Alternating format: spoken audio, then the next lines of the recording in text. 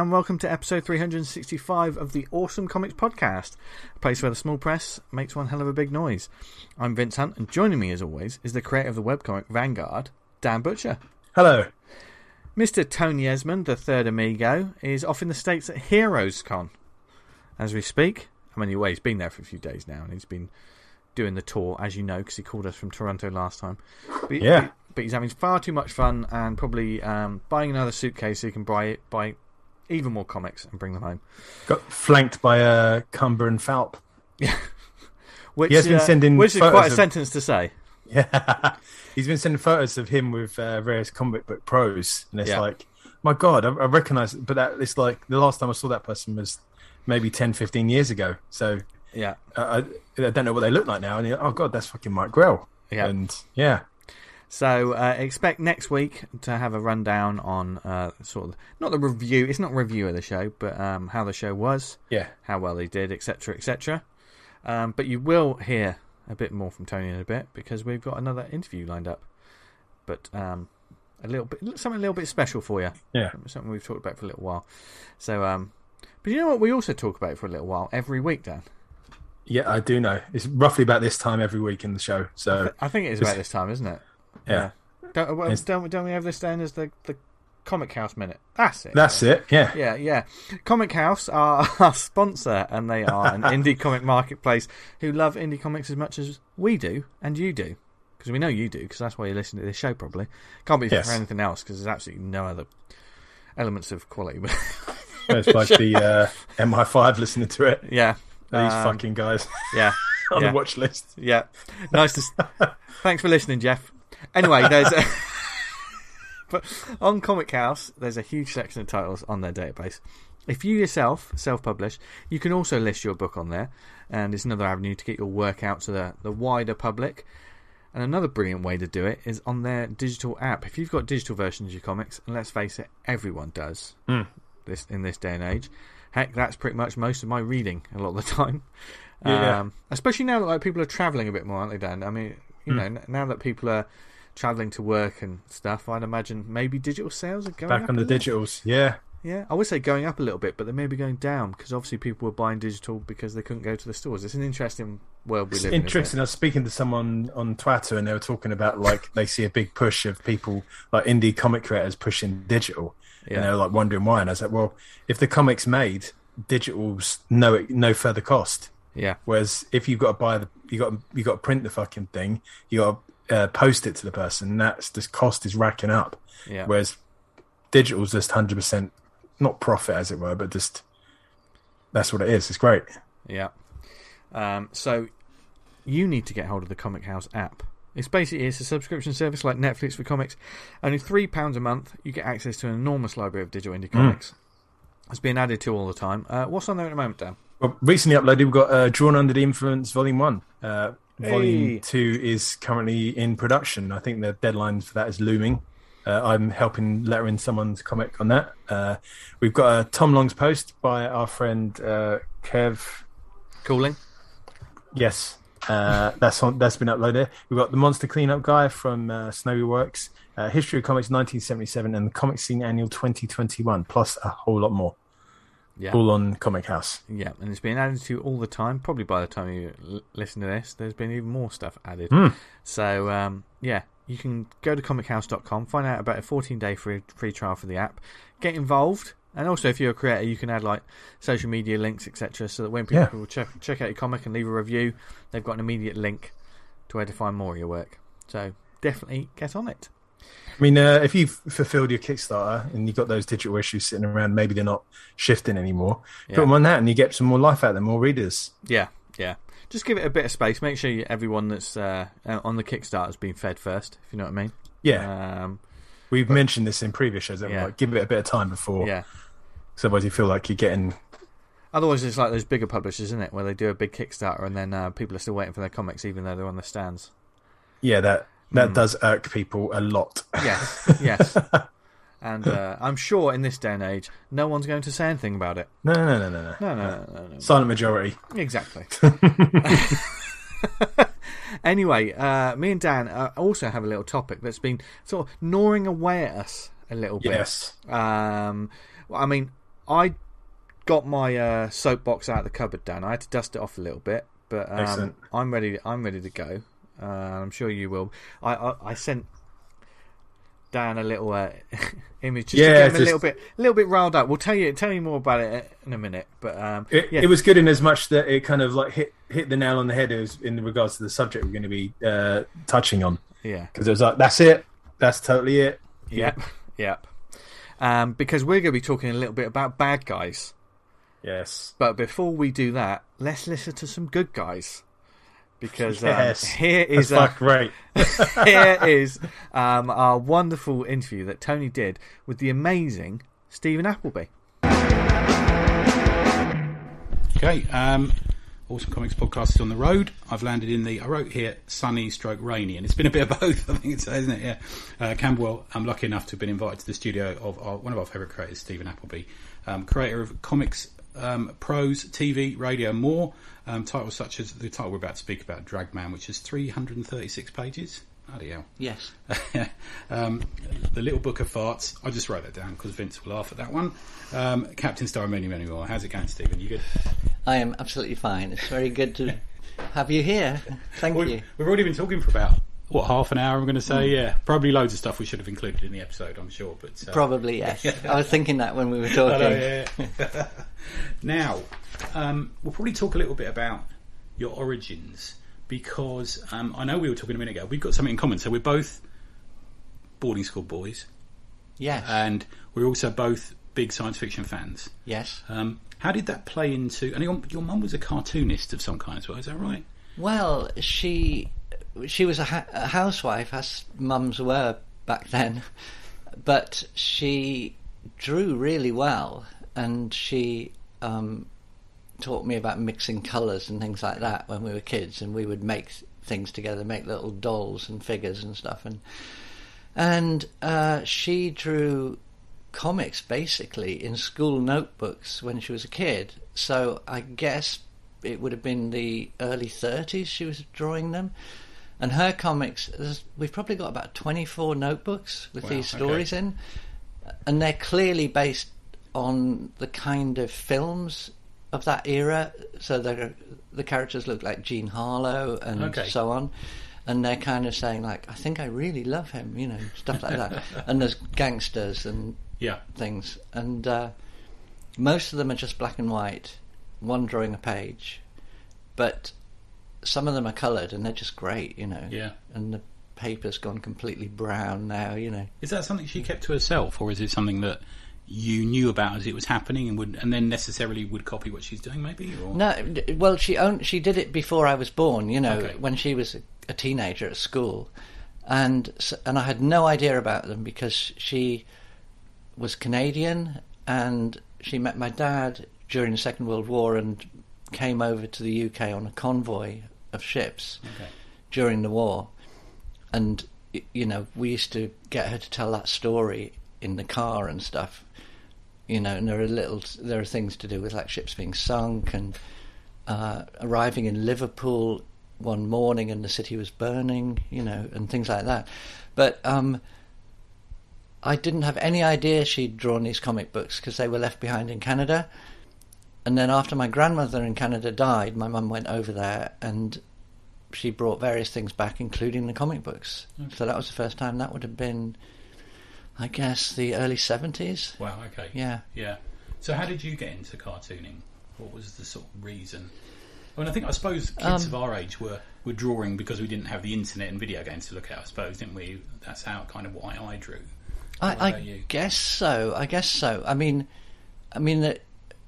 slightly digressing, but the earliest absurd thing, which I've realised recently was a big influence, was the Goon Show on radio, because my mum and dad were big fans of the Goon Show. And I remember hearing that, and it was just so wonderfully, fantastically insane. And so I heard that as a little kid. But also my mum and dad had Punch magazine. Okay. So I saw one-frame gag cartoons more than comics. And they had various books, like they had a Charles Addams book, they had a New Yorker cartoons book. Yeah. And they had Ronald Searle books, like St. Trinian's. And I loved that sort of stuff. I mean, I don't know quite what age I was. So I was influenced by all those kind of things, sort of like a line of writing and a drawing together. And in terms of comics, my mum subscribed to, well, the local newsagent every week got us the Beano, the Dandy, and Look and Learn. Okay, yeah. And my sister got a girls' comic when she was a bit older, Bunty or something. And so I read all of those. So I remember sort of things like Billy the Cat and, They just released a Billy the Cat book, I think, haven't they? Have they? Yeah. Well, I used to really, really like Billy the Cat and Little Plum. Yeah. For years I had a Little Plum page that used to make me laugh every single time I looked at it, and it was in a frame, and I don't know at what point in my life I had it as a student on the wall. Yeah. It disappeared, but it was just the drawings. They always made me laugh. And anyway, but so I was aware of all of that, but I made little magazines and little books when I was a kid. They weren't really comics. How I actually got into comics in the end was because I always included writing and ideas in my drawings when I was at art school and so on. Okay. And I started to, in the 80s, when I came to London, I was at the Royal College of Art, I started doing drawings for the NME, and I had a sort of inside track to that because I'd been at art school with Malcolm Garrett, who designed the Buzzcocks sleeves and things. So I was in his studio one day, and somebody, I think the art editor of the NME, rang up and they needed a drawing, and they said, do you know anybody? And he said, I've got someone right here, cool. I'll send him round now, and I sort of went round. They wanted a drawing for the next day, and that was kind of my first proper job. Oh, nice. And I was up all night doing this drawing, which kind of in retrospect was a bit rubbish. A slight rewind. That was your second go at art school, was that right? Yeah, I left boarding school and went to Manchester Art School. Can't remember if it was a polytechnic or what the fuck it was back then. It's so long ago. But anyway, I went there and I'd been kind of the best in my year at art at school. And then suddenly there were all these people who could draw really brilliantly well, and I realised I was kind of third rate at drawing. Do you know what I mean? I was like, oh no, I don't want to be an artist if I'm going to be not the best third rate. I want to be, good. Yeah. Well, maybe not the best, but one of, on the top level anyway. Yeah. But and that sort of disillusioned me. But I was also playing in school bands before I went to art college, and it had been a toss up between, should I be in a band or should I? So I dropped out of art school and played in a band. What was the name of the band? I can't remember. Are they available to be listened to? No, they're not. I mean, one day I should put it online or something. Yeah. There are some things, but we never made a record or anything. Right. We were called Ploog, Ploog, okay. Which was a made-up word, and the idea was it was like kind of Omo or Daz or something. It was just, and we kind of decided that bands could be called things like Yes, or it kind of didn't matter too much. Yeah. Obviously you wanted a brilliant name, but we couldn't think of one, so we came up with Ploog. Ploog's all right. Yeah. Well, I was so embarrassed about it for years. I would never tell anybody, but I'm kind of over that now. But anyway. So what made you go back again? Well, it's a sort of mixture of things. I mean, basically the band never got anywhere at all, and so we split up after 2 years. And then what was I going to do? And art was the thing I liked doing, and I wanted to do something I liked with my life, not, and I loved newspapers and posters and magazines, and somehow I got into William Morris and those sort of books he printed, with his own press and so on, and I was into all of that idea. And I thought maybe I could work for a newspaper, and I looked into that, and then and in the end I couldn't think of what else to do other than go back to art school. Okay. Yeah. So that's what I did. But and then that second time around, I really got into it. Whereas the first time I was like undecided. But having 3 years out of school by then or whatever, suddenly I was kind of mature enough, I think, to see the potential. I don't really know, but just I suddenly got completely consumed and fired up by the joy of it, and do you think that was something to do with the lecturers then? Because wasn't you were on my telly at Christmas, I'd like to point out, who wasn't one of the lecturers one of the reasons that happened? Well, yes, one of my lecturers when I went to the Royal College of Art was Quentin Blake, who's very inspiring, and the other people there were great. Peter Brooks, who draws for the Times, and and so on. And but I'm talking about my kind of that was an MA course, and before that I was doing this BA course, and it was just the other students, and we just really, and some of the lecturers, and I just got really excited by the whole thing. Plus then Malcolm's Buzzcock sleeves were coming out, and I was looking at that, and that was another reason our band fell apart, was because we were influenced by 10cc, the Beatles, and prog rock. Right, okay. And suddenly punk came along. It's like, well, we're completely pointless, totally out of step. So, and I was seeing Malcolm, who I'd met when I was at Manchester for my 1 year, 1 term, and stayed friends with, was doing these Buzzcock sleeves and everything, and I was looking at them, and it was all very exciting, and that was graphic design, and I was studying graphics then, and but I was still making drawings with text in and characters saying things. I was trying to do sinister, disturbing, creepy drawings, and people would always laugh at them instead of being shocked or disturbed. I mean, is there a point where you decided that your style lent itself to that funny, quirky, sometimes style? I think that came along later almost, because there's this thing about art school and doing illustration where you're sort of looking for a style. You sort of think, oh, I need to create a style, and then eventually, I think Quentin Blake was really helpful there, definitely, because he would just say that the way you draw is like your handwriting or your signature. It's unique, and just be yourself, basically. So in the end, I was just being myself, and that's when the style I've got developed. Yeah, that's interesting, isn't it? So it wasn't kind of inventing a style; it was discovering a style. I suppose. Discovering my own natural thing. And like I was saying, I was kind of third rate at drawing life models and stuff like that, but again, in retrospect, that helped me because I couldn't draw people in proportion, and my arms bend in funny places, and they don't have knees in the right place, and that sort of adds somehow to the body language, to the expressiveness of the drawing of the characters. Right, the personality in art is so important. Otherwise we'd just be taking photographs of everything, wouldn't we, and putting bubbles on them, and that doesn't ever work as well. There's an energy in art, isn't there, sometimes? Those photo comic book things have got no kind of energy, have they? No, none at all. Yeah, none whatsoever. There's got to be good ones somewhere, but I've not come across them. And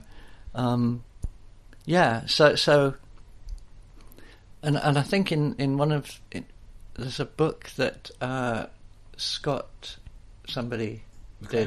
McCloud did about comics, and it's got a diagram somewhere in it. I remember reading it where he's talking about sort of realism at one corner and sort of abstract at the other side, and somehow somewhere in between realism and abstract you can have this territory that I'm probably in. Yeah, I get that.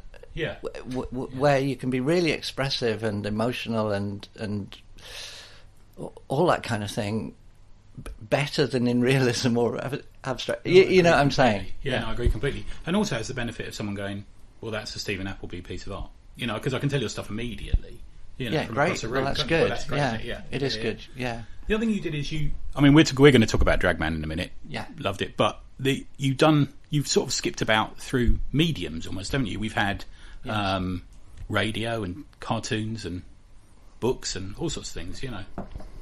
Yeah, well, I mean, I've been influenced by all sorts of different things, and, you know, like you mentioned science fiction, and one of my biggest influences is books without drawings, and particularly Philip K. Dick for the ideas in the books.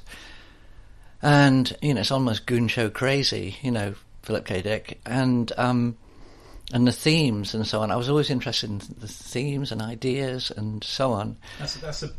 We'll probably go, but that's really interesting, because the thing is with Philip K. Dick, everyone is someone else. Yeah. You know, there's always almost like a different personality living in someone else's head and stuff like that. Nothing in Philip K. Dick, what I take from it is kind of nothing is as it appears to be, you know, and to be honest, that just fitted the world to me. You know, the whole world seems to be like that, you know, and you know, I know we'll talk about this with Dragman, but once I started wearing women's clothes in secret, clearly I wasn't what I appeared to be. Do you know what I mean? And so on and so on. And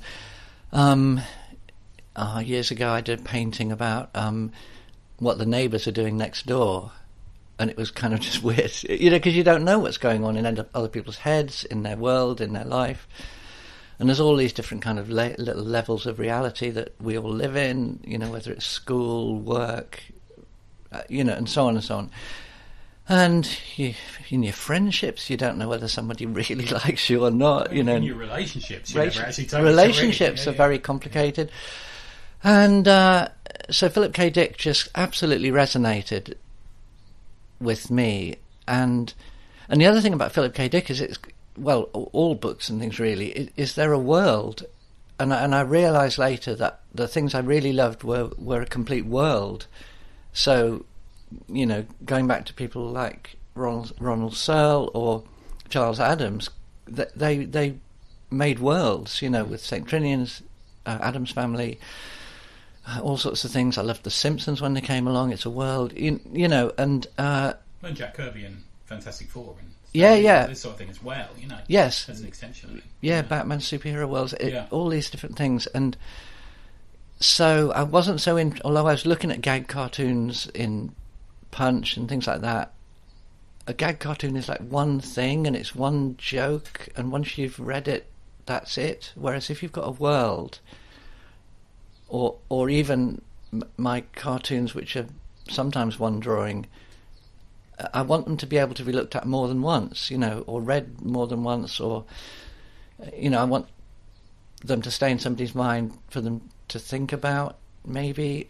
That's sort of what I'm striving for, not necessarily for a laugh, or obviously if people laugh it's great, but if they remember it, or it chimes with their life or something, that's great. What do you think causes, because it's weird, I was thinking about this morning, there's weird things we remember, aren't there? You know, just I haven't been to Camberwell in 20 years, and I was telling you I got the bus down Peckham Road, and I'm thinking, I remember that doorway, and remember this thing, and just these things that bring back a memory. But I'm aware we're conscious and awake all the time, we just don't remember everything. Is there anything in your cartoons that you use to make people remember stuff? Is it the emotional content, or is it, you know, it's a hard one, isn't it, to think. I suppose if we knew why, we'd be doing it all the time. Do you mean remember stuff in the sense of trigger some memory thing, or more that you liked the idea of people remembering what you did? Is there any tricks you use? Goodness. Well, I suppose I'd stay away from being topical. Okay. Because, you know, however much I admire topical cartoons, we've all seen a Trump cartoon, haven't we? You know. Yeah, you forget what was behind that. I mean, if I look at stuff from the 60s, or, you know, I grew up with Giles books as well, and they would have to have little explanations, I seem to remember, of what a cartoon was about, you know. Okay. Do you know what I mean? Like, we just invaded Suez or so. I can't remember, you know. And then the Giles cartoons that are universal are the ones of the family and the mother and stuff, grandmother and so on, but which are not topical. Yeah. So I stayed away from being topical. Can I suggest one then? Because please. I think the way that I remember stuff that you do is because it's often fantastical and Yeah. quite out there and stuff, but there's an inbuilt truth into it. Is that, do you think? Okay. Well, that's definitely true. I wasn't thinking of that as is what I try to do. Right. I love it when there's some kind of surreal, weird drawing, but somehow it's true or it feels true. You know. I mean, I just showed you a drawing of 3 nudists wearing clothes, and obviously we're all nude under the clothes, so there's some kind of truth in that. Nudists have to get dressed occasionally, I'm guessing. So there's that, isn't there? You know, Yeah, I think, what you're saying, I definitely want there to be some kind of truth in them, however wildly surreal they might seem to be sometimes. I learned that from being in a rubbish band, you know, where I was writing kind of prog rock songs about outer space or something that didn't connect with anyone, you know, and I learned that it needs to come out of the real world, you know.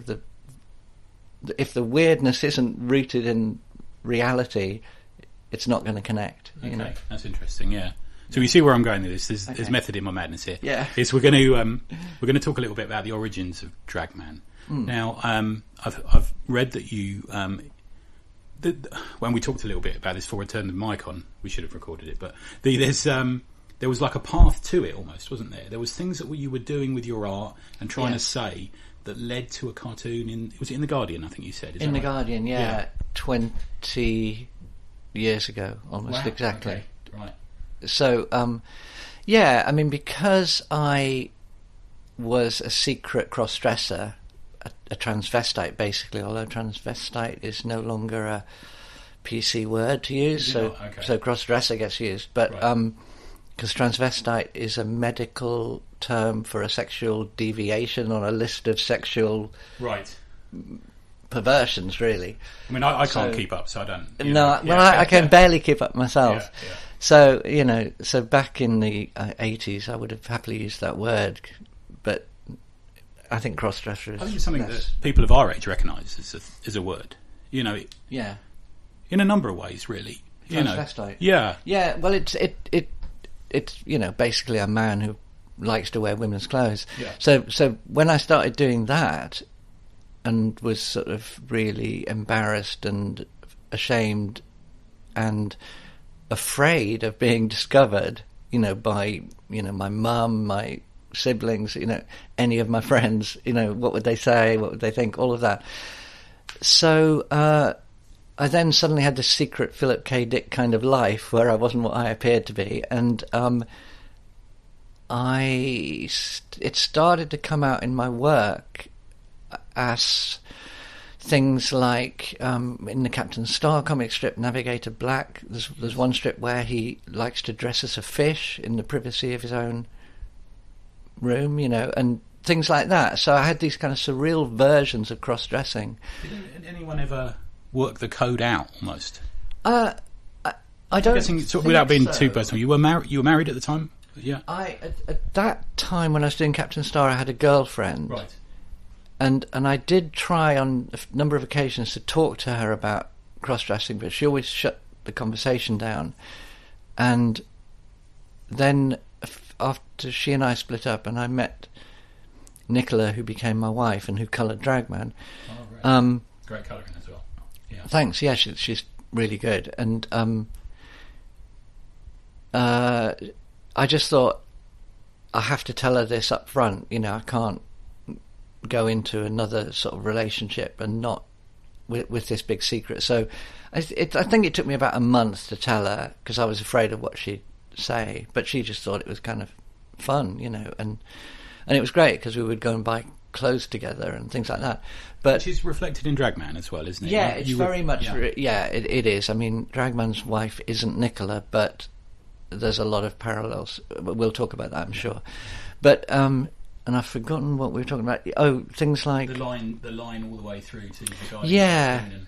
Yeah. There were Guardian cartoons where an alien person finds that her husband has been a human being all along. He takes off his head, or just things not being what they appear to be. He just runs right the way through. And you were asking if people cracked the code. Yeah. Nobody ever said anything, but I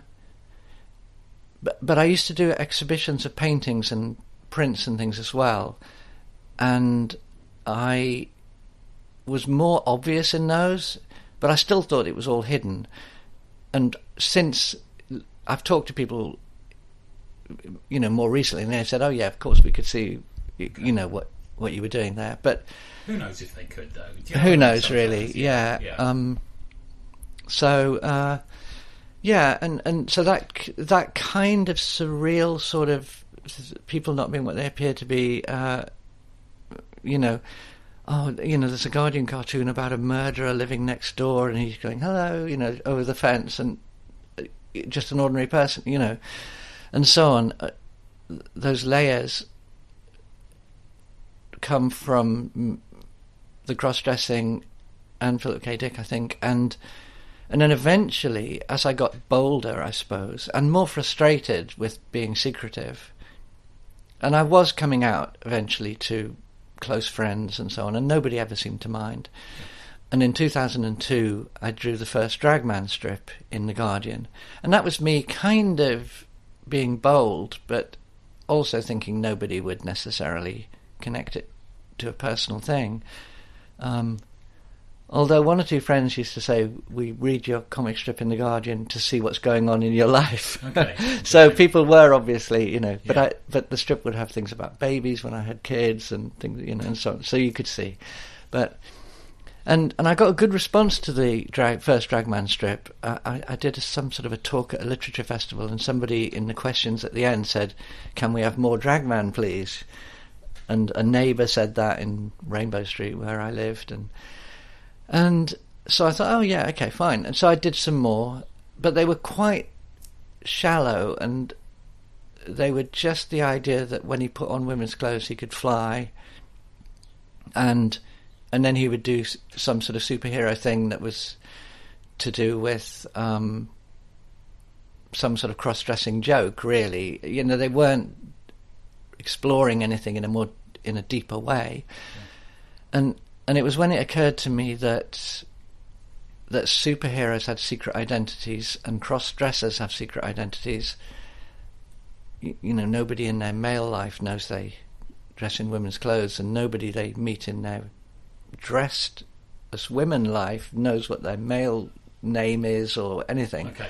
Yeah. That kind of made me think there's much more, I could do much more with the Dragman character. I could make it much richer. I could make a much more complex book, but it took me another 10 years to start it, or was it always sort of in the planning? It was always bubbling away. It was sort of bubbling away, but I'm always like that. I mean, I've got a couple of things that are like 15 years old, and I think I must get around to doing that, and it was a bit like that. And I was talking to my agent at the time about what I should do next, my book agent. And I was saying, well, I've got this idea of, I don't know, a book about death or a book about whatever. Oh, and Dragman. And the agent said, that's the one. You should do Dragman. It's personal. I was out enough by then. It's a personal thing. It resonates. And that kept happening. People would sort of say, that's the one you should do, And so I kind of thought about it. And my agent even arranged lunch with Dan Franklin from Jonathan Cape, and that would now be 10 years ago. It was about 8 years before Dragman came, well, maybe longer than 10 years. Anyway, and so we had lunch with Dan, and I sort of outlined what I was just saying about a book, a Dragman book, and he said, sounds great, how soon can you show me something? And I said, 3 months, I can have some. And then that was like sort of 7 or 8 years before he actually got the book, Yeah. So I just found it really hard. Yeah. In the end, really hard. It's weird time. Did you ever think this is quite interesting timing? Because I'm guessing, well, it's about you firstly, but the book, the idea to do the book was almost just before it became more acceptable, and we saw more people coming out as trans and stuff like that.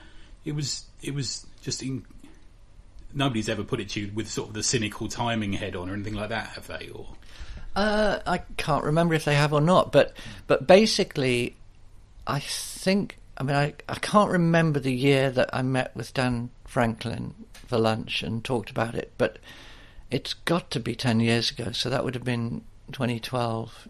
Certainly before, perhaps we heard much more about it. Yeah. So the timing would have been a bit different if I'd done it in 3 months. Well, if I'd moved it forward over the next year or two, it would have been different.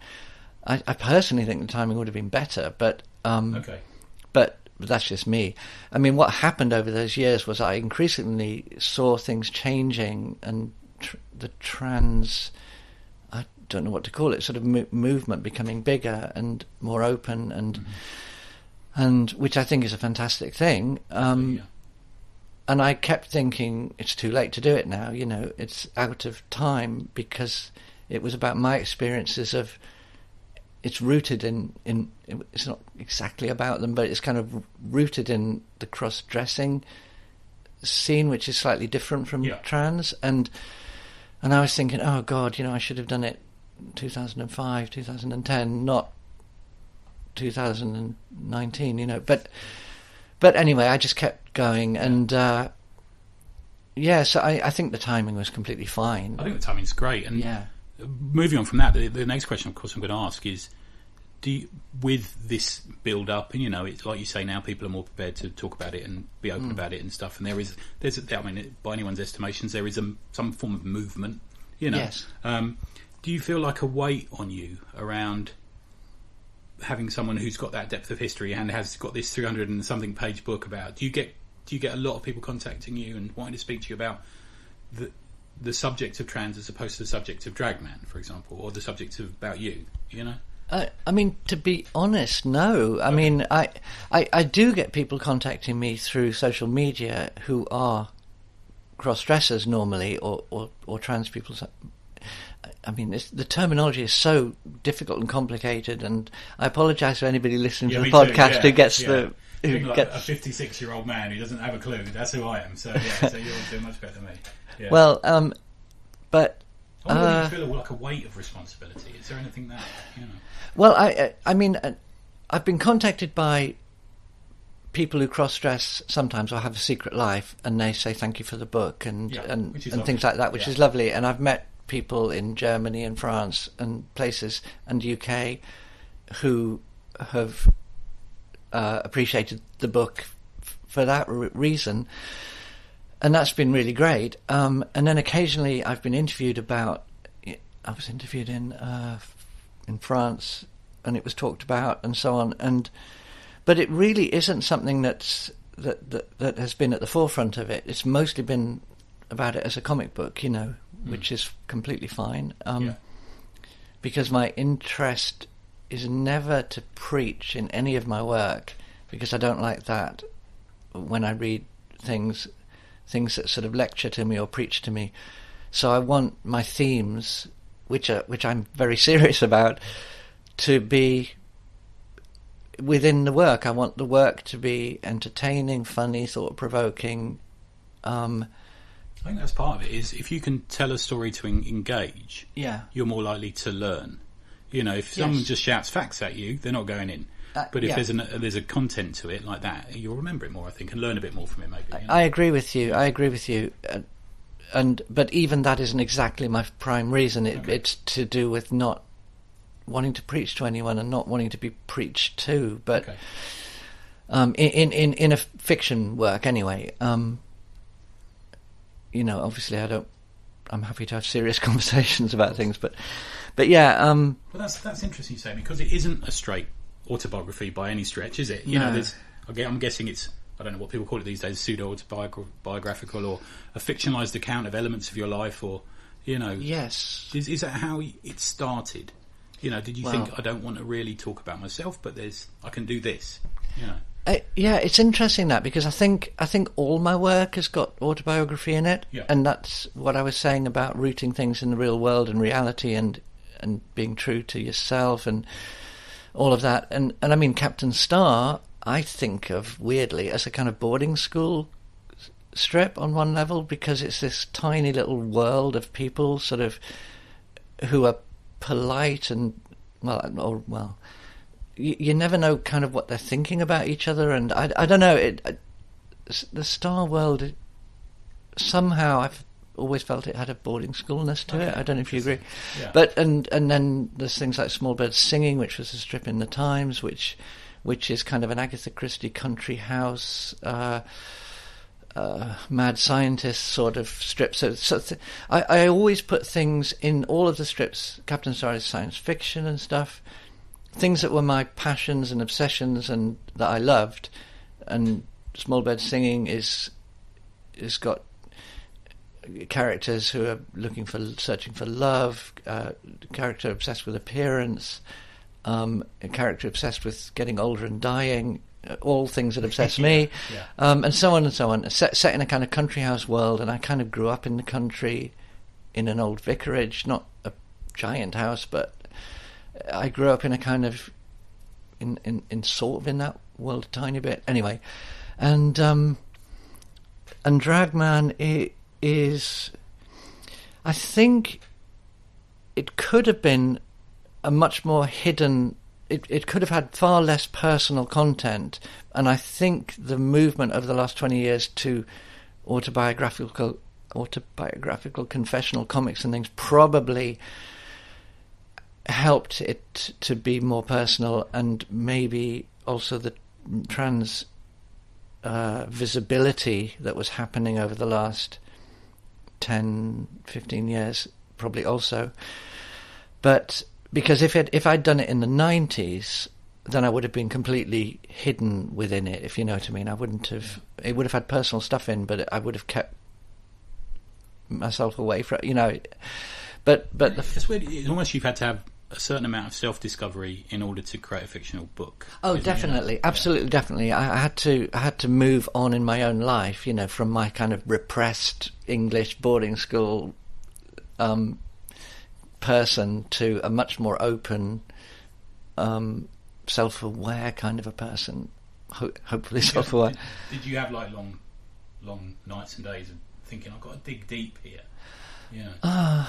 Well, I kept having a go at the book and putting it aside and trying it again and putting it down, and I mean, I would describe it as kind of never quite getting to work out who the character was, you know, who Dragman was, what the world was. I thought about setting it in New York, like Metropolis or something. I thought about setting it in sci-fi version of reality. You know, it was like everything was up for grabs. Normally I often can make decisions quite fast, just go with my intuition and kind of, and particularly doing weekly comic strips for newspapers, you just go for it, you know. And suddenly here's this big thing that was going to be quite personal, although I didn't know how personal, and I wanted it to be like you always do, a kind of, you know, my masterpiece or whatever. Yeah. Rather embarrassed to say that, but it's great. But you always want to do the best thing you can possibly do, and but we're only as good as our last book, aren't we? Essentially, I guess so. Yeah. Well, yeah, and it is so far my last book. I haven't got to grips with the next one yet. But anyway, the bit where, when I was reading it, and the bit where I realised that you get superpowers when you dress in female clothing, was just an utter stroke of genius. Like, I don't think that's ever been thought of before. I can't think of it anywhere else. Well, I can't either. Yeah. But actually, that you've reminded me that one of my biggest fears was that once, as trans was becoming so much more visible as a thing, I thought somebody who has superpowers when he puts on women's clothes, or can fly when he puts on women's clothes, I thought that is such an obvious idea. It wasn't obvious 20 years ago, but now it's in the ether. I said it's clear that a Marvel comic or a film or whatever is going to do, maybe not the powers when you put on the clothes, because that's kind of magic, but but something along those lines. So I thought, The adoption of a new identity, I suppose, is kind of a translation of it, isn't it? It is. It's kind of the excitement, thrill, discovery. I mean, I know a lot of cross-dressers who I've been meeting since probably the very late 80s, early 90s, and they become different people. You know, some of them who are, I don't know, I'm kind of guessing jobs here, but say, you know, a lawyer or something, they become this kind of frivolous, crazy person who suddenly does mad stuff, and it's just so interesting. Anyway, so the dressing up just is a kind of transformation into, you know, I mean, a butterfly is one cliche, but it's the spinning Wonder Woman. It's that. Yeah. You know, it's that transformation, but it's got that extra layer above it, which is the best thing. Yes. You know. It also is. Now, this is the other thing coming from a sort of straighter comics world, you know, like a Marvel and DC world, is it's a superhero team book as well, which is the great thing about it as well. It's so much it's different things to different people, you know. Well, I do love the superhero idea, and I think it's in the same way that people love Harry Potter, that like this little kid who's got some special ability that, you know, Spider-Man's got the special person when you're a kid. Oh, I wish I could be the special person. You know, I remember kind of thinking, have I got any superpower thing? Can I do? Yes, exactly. Exactly. You know, can I read somebody else's thoughts? I remember thinking I could be invisible if I was reading about light or something, and basically you see things because the light bounces off them, and I was thinking all I have to do is stop light bouncing off me, and nobody could see me, and it's like fucking brilliant. It's like the old Douglas Adams thing about you can fly if you jump off a chair and miss the ground. You know, it's that theory, isn't it? It's like that. We watched that series.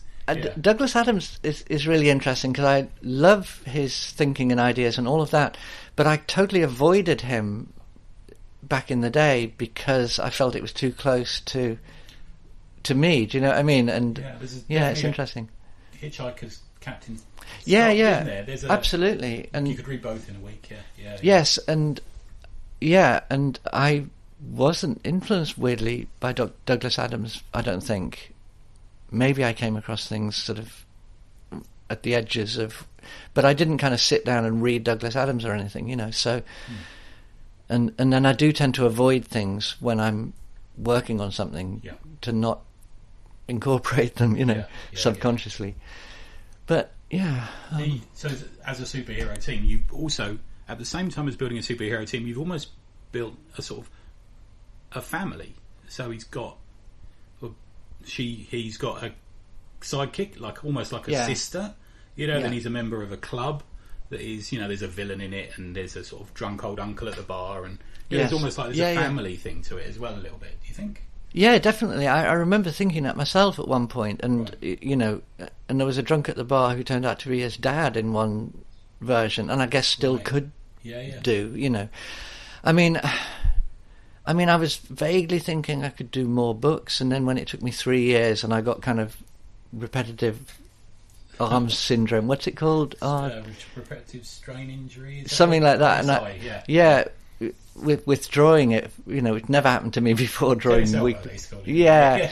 And I thought, oh, bloody hell, I can't do another book like this, you know. But anyway, and Dog Girl, his sidekick, because Dragman is doing the classic cross-dressing thing of not telling anybody about his cross-dressing, even his wife and so on, who would actually have accepted it, probably, definitely. I've lost my train of thought, but so he's being dishonest. Yeah, he's being dishonest in keeping secrets, and I wanted his sidekick to be just totally.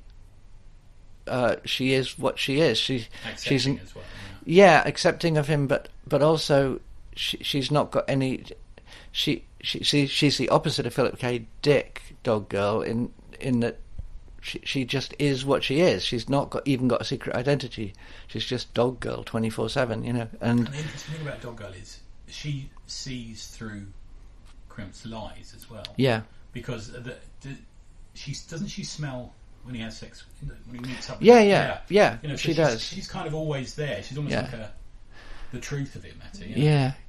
Yeah, there's lots. Yeah, that's exactly right. She can see through all that sort of stuff, and if she wants sex, they go to a club where people can have sex in the book, and she just like, hey guys, let's go. It's kind of like, hey guys, I'm horny, let's go and have sex. She's just upfront, straightforward, no repression, and I grew up so repressed, right. And I just wanted this character that is liberated and open and all of that, and Dragman should learn from that quicker than he does, you know. Yeah.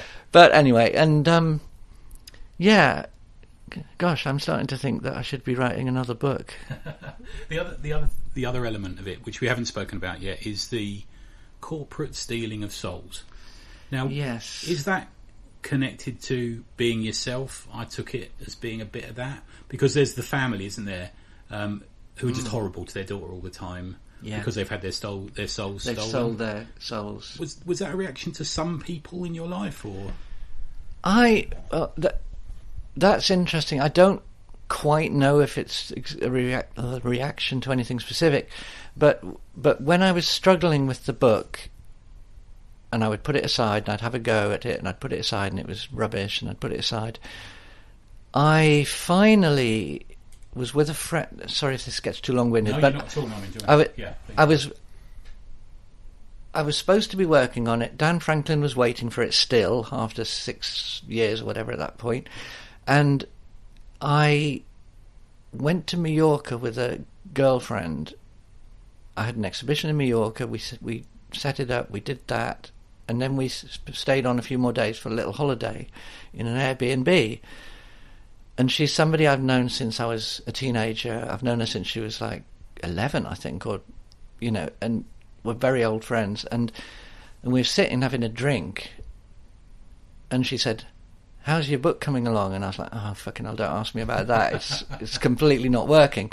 And she kind of went into a lecture, and she was saying, oh, for fuck's sake, just get on with it. You know, what's the problem? Just, you know. And she really pissed me off. And I said, you know, I'm going for a walk. And I went for a walk, and I calmed down, and I came back and I apologised because I'd been an arsehole, you know. And I said, no, you're completely right. And we went back to the Airbnb, and the next morning I got up. She was still asleep, and I got up, and I suddenly started writing it. And she got up after about an hour, and she said, good morning, and I said, shh, you know, I'm finally writing it, you know. And she went, okay. And then I went out to a cafe, and I sat there, and I wrote the whole section pretty much as it is of the sort of first flashback section where he rescues a girl who falls off the roof and outs himself by having to fly, because otherwise he's going to watch her die, you know. So he has to fly, and then anyway, and the souls thing just popped into that. Okay. And it just came out of my pen, out of the flow of just writing that over one like 3-hour period that morning.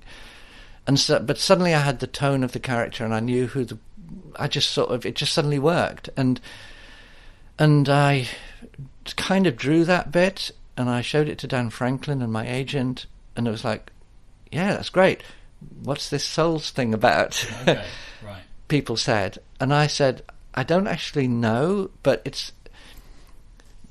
going back to having ideas, I mean, some of my ideas are kind of really logical. You know, I'll look around thinking I need an idea for The Guardian this week, or I used to when I was still doing it, and I'd look at, you know, the street or the cars, and then I'd have a sort of nuts and bolts would come together, and I'd have an idea, and then other ideas just pop into my head, and for some reason the souls thing just came straight out, and I sort of said to people who asked, I don't actually know, because I got a French publisher quite early as well, and they said, can you tell us how this is going to be developed, the soul thing? And I was like, I don't know, but I just have a hunch. It just feels right. It's intuitive. And yes, in the end, it did turn out. It was tricky, but it definitely turned out to be basically being true to your soul. You know, so I think that's kind of the message of the book, really, to be true to your soul. And if a superhero sells their soul, they lose their superpower.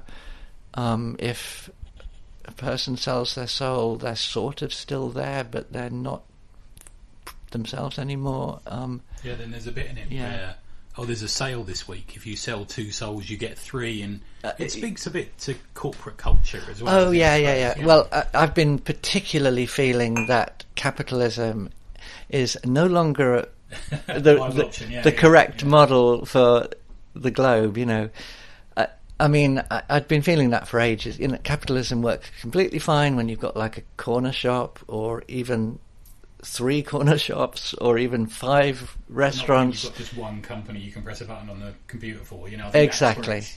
Yeah. So I just felt that capitalism. So there's that. Plus, I have a go at politicians a bit, and because I naively was quite happy through the end of the 20th century. Are we in the 21st century now? Yes. Yeah. Oh, God. The 20th, quite happy in the 80s and 90s. I know there was Thatcher, but apart from that, I sort of felt that politicians in general had the country and the people's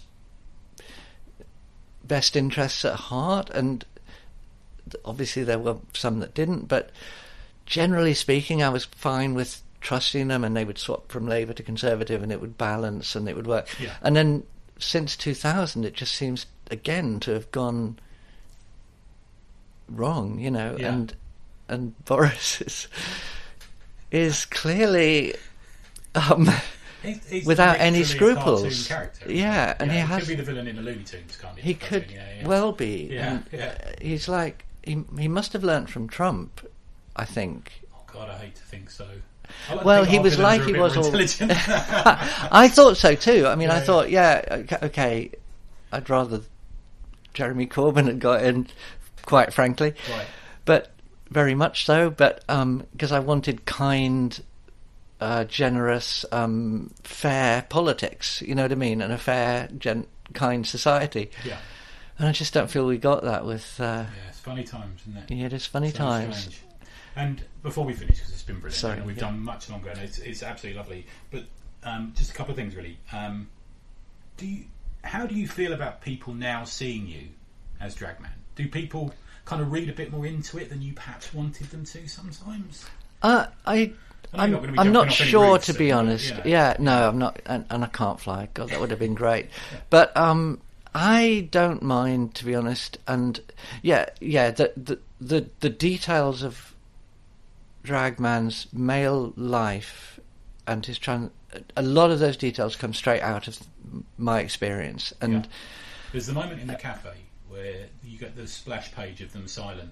I love that page.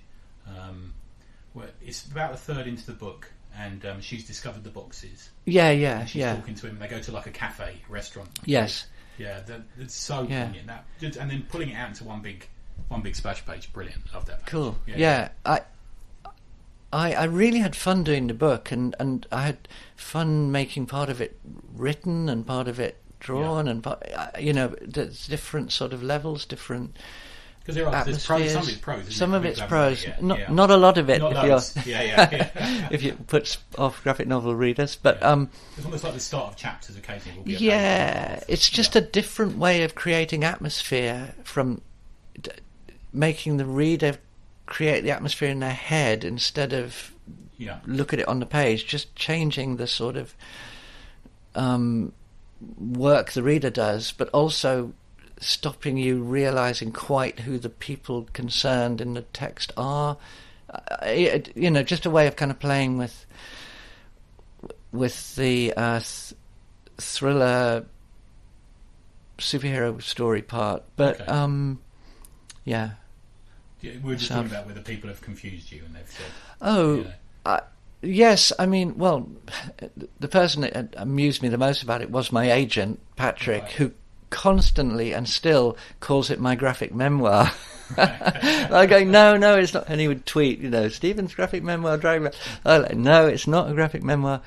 It's a fiction. It's an entertainment with truth in it, Anyway. Cool. And it's. I think we've underestimated how funny it is. It's also very funny. Thank you. Yeah, I as I was telling you, there's a few phrases earlier that I was reading out to you that just made me giggle this morning again. It's like the fourth time I've read it or something. But yeah. So what have you got? Have you got much planned next? I mean, I just kind of put in your mind that you should be doing a sequel to it. Yeah. Yeah. So what have you got coming up? Let's put it that way, I suppose. Oh gosh. So no more drawing in hotel rooms. That was the thing recently, wasn't it? I'd love to do that, but yeah, things like painting a hotel room with my work is lovely and fun.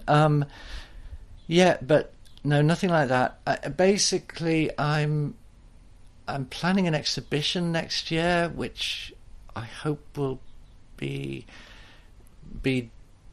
drawings and sort of a kind of line through my work, the Steven Appleby work, but also the work people haven't seen, which is, my sort of trans side work, Okay, interesting. So I'm kind of interested in doing that. In the UK or? Yeah. And I'm working on some prints for an exhibition in Stuttgart. But congratulations on the Angoulême Award as well, which I'm guessing you collected this year. Did you? Did you go and physically collect it, or?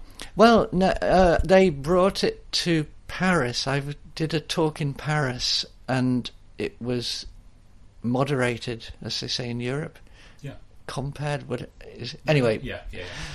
By a lovely lady who is involved in Angoulême, and she brought me the award, which was really nice. Yeah, so there it is, that white cat, that white cat thing. Oh, cool. Yeah, the fauve. and I'm going to Erlangen in a few weeks because, not just because, but Dragman has been nominated for the Max und Moritz Award, which is sort of German big award. So I've touched wood, fingers. Yeah, good luck. Yeah, deserves it. Yeah, it came up as one of our books of the year it came out and everything. Yeah, thank you. Just lovely. Yeah, really good. Stephen, absolute pleasure, mate. Thanks so much for that. If only we'd recorded the stuff we were talking about before, but we just had like half an hour of chatting before, but all gold. Absolutely brilliant. Yeah. And good luck with your travels, man. Thank you very much indeed. And I shall try and write another book soon. Well, there you go, folks. Another cracking interview with an absolutely legendary creator that we wanted to get on the show for a while. And it was nice to hear Tony again. Nice work, Tony. So he's still with us. Actually, no, when you say it like that, it makes it sound like he's dead. God rest his soul, but he'll be back next week. But speaking of something that's back, is we're going to rant and rave a little bit. No, not rant and rave. Not rave. No. No. A take on it. There was a uninformed, but still. By the way, before we get a second to this, as we always say, it's just completely this is just an opinion piece. Opinion. Yes, that's all this is. And feel free to continue the conversations online, whether it be Twitter or the Slack chat, etc. Briefly mentioned on the Drink and Draw on Friday went well. Everyone was pitching in with chat just like we're just going to have now. So if that's your thing, come along to the next Drink and Draw. It was lots of fun. There you go. Yes. Yeah. Follow at this Chucklehead. Oh, mate. Tom Curry. Try and do the last Friday of every month. I think that's the schedule. I think it is. Yeah. But this week, and we've been talking about this a little bit off air, occasionally in like the WhatsApp or messages or whatever. And it is about the topic of like villains in comics. And I know we have done an episode about villains, haven't we? I think we've shone a light on the subject a little bit. But there's something that has more and more just been gnawing away at me over the past probably couple of years. To say gnawing away at me, I do. To be honest, noticed it. I've noticed it. Yeah, I'm too busy living my life to get really, really het up about it. But now I'm going to get het up about it.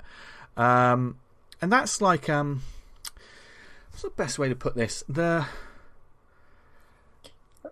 glorification of villains. I don't know if it's basically this rounding the edges off of them. Do you know what I mean? Like, it's becoming unthreatening, and like no one can be a bad person anymore. Do you know? It's like but it comes with a bit like quite a few layers about it, because there's some classic villains in comics, whether it be the bigger companies, the smaller companies. whether it be prose, whether it be TV, movies, whatever. There's some absolute classic villains. I've got to say, I do like the flip. If a good guy becomes a bad guy and a bad guy becomes a good guy in the classic comic format, that's fine. Like, I'm all down for that. But the way things are done now, more, it's not that like that, is it? No, there seems to be more of certainly a lot of villains. People are just more interested in them. Yeah, and it's because people are more interested in the villains. This is a point I know you wanted to bring up, Dan, that we're losing the heroes. Yeah, if the people are more interested in the villain in your book rather than the hero, you fucked up as a writer, as far as I'm concerned. Yeah. It should be about the writer, and the villain should be acting as the dark mirror, or however you want to structure it. But if a secondary character is more interested than the main hero, I think I don't think that's a good sign. And we're seeing it more and more with, obviously, the term anti-hero has now become it's almost redundant. No, yeah. It's redundant because like so many characters now are anti-heroes to the point where like you want us to stand up good character, good guy, for want of a better term. Yeah. Do you think it's partly because... to boil it down to its basics, a lot of these characters that we're probably talking about, at the end of the day, they're product for these bigger companies. Yeah, they're complete, and it's all about product and marketing. And what is an easier sell? What is the public going to like more? And they lean more towards these. And when we're talking about these villains, for instance, take a Harley Quinn. Let's say that's one of the big guns, isn't it? Really? Yeah. And the romanticization of the Joker Harley sort of abusive relationship to the point where they're sort of that's being portrayed as what a lovely couple. It's like, man, that's fucking degenerate. I'm sorry. Yeah. And there has been books. We know there's been books that have explored the truly messed up nature of that relationship and stuff. But there's also people don't handle it very well as well. Like for instance, if you take that. Awful Harley Quinn film where it was just treated like she had a bad breakup with a boyfriend. No, this is the Joker. Let's not. Yeah, trivialise it as it were. Yeah. But certainly, the one thing that I've noticed is a lot of people, even more because you're a fan of a bad character, and we're all fans of villains. Some of my favourite characters are actually villains. I like villains. Yeah. But your kind of good guy's only as good as the villains he faces off against, or he or she. Completely. Do you know what I mean? Completely. What's Daredevil with no Kingpin? Yeah. I mean, would Batman be Batman that we know right now? No Joker. Without his supporting cast, I guess. Because Batman has pretty much the greatest selection of villains, one of the greatest selections of villains ever, isn't it? But there's an awful lot of people who are now more supportive of a villain. And when things don't go that way for the villain, people will say, "Oh, why didn't they get the happy ending?" Or why is this happening? And I think that more and more, and people are losing sight of the fact that, like, I don't really want to boil it down to a very black and white, good and evil, because there's always shades of grey. But it's hard to put into words because, you read someone like a bad guy gets their comeuppance. How often does that? And if there's a real nasty person who has done some awful things, but then a couple of years down the line they become a fan favourite, and all of a sudden they're an anti-hero. Should people forget about the horrible things they did before? It's weird because like the bad things that characters and villains will do nowadays seems almost trivial to fucking stuff like the Killing Joke. And I sort of mentioned it earlier. Is that one of the one of the earlier things I can think of where they really tried to kind of humanize the villain and say, look, this is the reason he's fucked up. He's gone through this. It is the one bad day. And I always feel like everyone's seen that and go, oh, we've got to do that for our villains now. All the villains going forward have got to have this kind of tragedy backstory that you can kind of relate to them. But what you're expressing there, there's the nub of this which I can't quite grasp. I don't know how to kind of to quantify it. Do you know what I mean? Like what's happened? It makes me wonder. Like, do people want those kind of bad guys nowadays? They don't like that the nastiness of it. Yeah, which is what they're supposed to represent. There was I don't know if I've mentioned this on a show before, but this is one of the things that this started me thinking about it, which then got me thinking about like the comic villains and stuff like that. But I remember anyone who out there who has watched this show, Killing Eve, right? Spoilers for the very end. If you haven't seen the very end, if you've been on the internet, you probably know what happened, but probably skip past the next 5 minutes. Okay, from now. Okay. Now I don't want to spoil it for you, Dan. I don't know if you're watching it. No, I've not been watching that. Now, obviously, there was wonderfully magnetic performances, like from the main. Oh God, no, I've forgotten her name now. Jodie Comer, is that her name? Yeah, I think so. As the main character of it, co-main character of it, and she was a villain. She was a wonderful villain, at least in the first series. I haven't watched the rest. Magnetic, charismatic, hilarious. Also a psychopath and murdered innocent people. Now, you watch it, you see it. There's some genuinely nice people in it, certainly in the first series, and this person murders them. Like at one point, and some of the scenes are amazing when it happens. Just absolutely takes out like supporting characters. Just completely takes them out. Obviously, as the show goes on, the fans become more invested in the relationship between her and Eve, the main character. So, story goes on, blah, blah, blah, blah, blah. And then when the ending happens, here's the spoiler. Villanelle, the main character, dies. They get together for a moment, I think. This Eve, who is a very dislikable hero, if you ask me, and Villanelle, they get together, and then something catches up with them, and she dies. Of course, the internet went mental, going, "This is a terrible ending. They should have been happy together. They finally got together." And I can understand the investment in a relationship and seeing how that goes, but also there's that element of we cannot forget. And this and some of them were like, "Oh, they've been on such a journey. You know, they've totally changed." What? So you murder 5 innocent people, and the character's fairly unsympathetic about it. Yeah. Through the whole thing, and just because they're in love with the main character and you're invested in that relationship, they narratively should get away. No, man, that don't wash with me.